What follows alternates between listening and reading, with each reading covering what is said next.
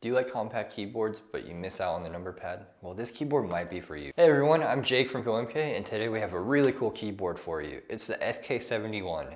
It's basically a 65% keyboard, but with a number pad. It's super weird, but it's actually really cool, and I'm really excited to do this review, so let's get started. So like I said, it's a 65% keyboard, but with a number pad attached to it, which makes it very unique, because usually, if you want a 65% keyboard, you will not have that number pad option. Usually when you drop down from a full-size keyboard, the first thing you chop off is the number pad when you go to a 10 keyless. So it's kind of strange to have such a small keyboard with the number pad. And I mean, it kind of makes sense. If you don't use the function row or the navigational cluster, but you want to have a number pad, then this is actually a really cool option, because I could see people get use out of this. Especially if you work in an office and you use a lot of data entry, or maybe a game like Grand Theft Auto where you have to control a helicopter and you have to use a number pad or else it feels super weird. And this would be a good keyboard actually, and I'm kind of excited for it. The build quality is really nice. It has a sturdy case that feels really rigid and it's not going to bend or flex much when you're typing. It also has a power port on the left hand side with a detachable USB-C cable, which is perfect because you don't always have to accidentally put in your USB upside down and then flip it and then realize you had it right the first time and then flip it again. And I don't know how many times I wasted doing something like that. But with the USB-C, it's reversible, so it goes in on the first try. It also has a slightly angled case, which makes typing much easier and much more ergonomic.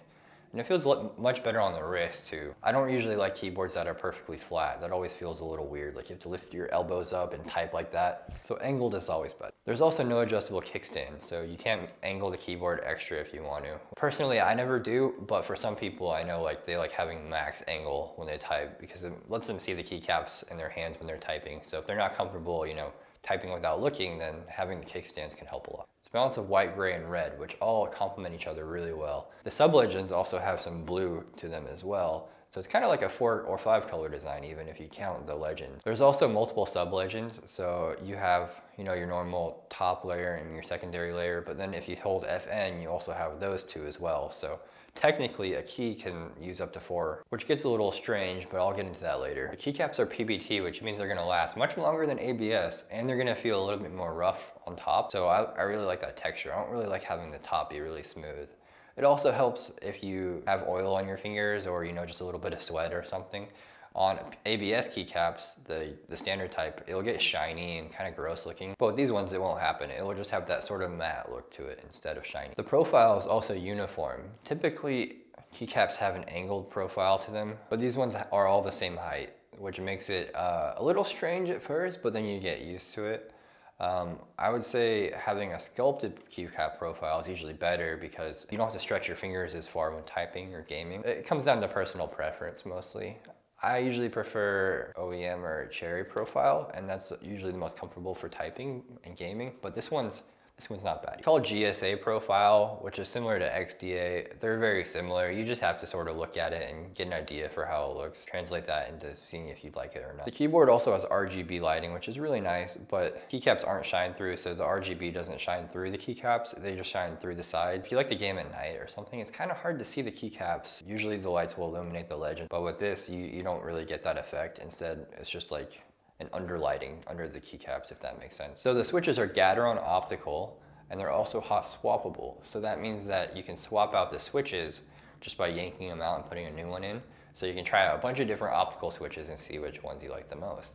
We got ours with the Gateron blue Clicky Switches. I was really surprised by how good they felt. I typically don't really like Clicky Switches, and I've tried out so many, like dozens and dozens of Clicky Switches, but these optical blue Gateron switches were actually pretty nice. I don't know what it was. Maybe they just weren't as loud or something. They just felt better. I can't explain it. They just sound better too. The stabilizers are also really well done. If you spam the space bar, it doesn't sound super rattly or anything. Everything is really secure and it feels really nice to type. The keyboard is also Windows and Mac compatible, which means that you can use it on both operating systems without having to worry about one not working with the other or feeling really weird. One key does one thing on the other and not on the other. You can switch it based on which operating system you're working on. And they also come with keycaps to swap out, so it's easier to use it on both operating systems, which is really nice. So the overall verdict is, it's really fun to use and it's really unique as well. I did find it pretty hard to use though. The layout is very strange. Like to hit the question mark, you have to hit shift, but then also FN and then click the button at the same time. And I'm not used to pressing 3 buttons just to hit question mark, you know, I'm used to hitting shift and then question mark. Plus all the keys are different in weird sizes too, so like, if you instinctually go to press a button, you might accidentally press a different button. This keyboard just requires you to use it a lot before you feel comfortable typing. Which for me, I like to test out a ton of different keyboards for the YouTube channel and for the blog, so can't really do that. I can't get too used to a keyboard like. It would be nice if Epomaker made it easier to use this straight out of the box, but I can understand why going for such a strange layout, it's not really possible to do that. You have to get a little creative with where you put the keys and how you use the layers and everything. I think the keyboard fits a really nice small niche of customers who will just absolutely love it. But for the average person, it's a little too strange to use, and I imagine that the adjustment period is just too difficult, you know? Like, I don't expect someone to just walk up off the street and be able to use this and be like, oh, I love this keyboard. It's more like someone was looking for something with a number pad and then they found this and then they're like, oh, this is perfect. I personally will not use it full time. I just can't get used to the layout and I have to test out too many keyboards. I really like what Epomaker is doing though. I think these really niche keyboard layouts are sort of the future and it gives the customers more options to choose what they want. I just wish they made it a little bit more accessible. Overall, it's a beautiful keyboard and I think everyone should check it out, you know, like really think about if this is something that you would like to try out because it's really unique and it's fun to use even if it's weird at first, you know? I would say just consider it. Give it a trial. Anyways, I hope you enjoyed the video. I'm Jake from GoMK, and don't forget to subscribe. Thanks. Have a good one.